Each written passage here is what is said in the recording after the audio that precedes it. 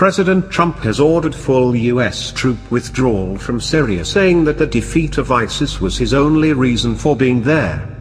Trump tweeted that the terror group had been defeated, as the White House announced that the US had started pulling out its troops. However, it added that the move does not mean an end of the military campaign in the war-torn country but marks a new phase in the fight against Islamic State. These victories over ISIS in Syria do not signal the end of the global coalition or its campaign.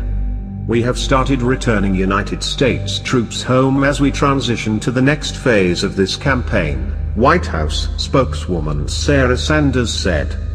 She also partly echoed an earlier tweet by President Trump, who also said that his terrorists were defeated, while calling the group the only reason for the US troops being there in Syria. According to some reports, the withdrawal might primarily affect the US troops on the ground working together with an alliance of Arab and Kurdish militias, known as the Syrian Democratic Forces. The US has a total of 2,000 servicemen there, who are particularly involved in training the local militias. The news comes as the SDF are reportedly on the verge of retaking one of the terrorist group's last major strongholds, the town of Hajin, located east of the Euphrates. The pullout is expected to take between 60 and 100 days, according to reports citing US officials. Additional reports suggested that all US State Department personnel would also be evacuated from Syria within 24 hours.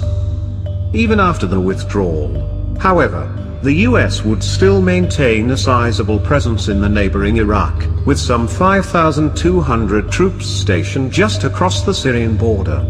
The aircraft of the US-led coalition, the primary tool of Washington and its allies in the Syrian conflict, will also still be able to continue their air raids flying out of Qatar and other bases in the Middle East. Washington's decision comes just days after the Turkish President Recep Tayyip Erdogan urged the US to make its Kurdish allies withdraw from the town of Manbij, located west of the Euphrates, in northeastern Syria. Ankara considers Syrian Kurdish militias an extension of the Turkey-based anti-government guerrillas and brands the Syrian Kurdish YPG fighters as terrorists. Erdogan threatened to order his troops to storm Manbij if the US fails to fulfill his demand. Last week, he announced plans to launch a military operation in the Kurdish areas within days.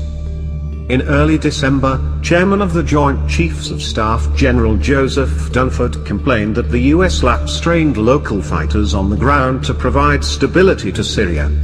Trump made an announcement that the US would be leaving Syria very soon back in March and never officially walked it back.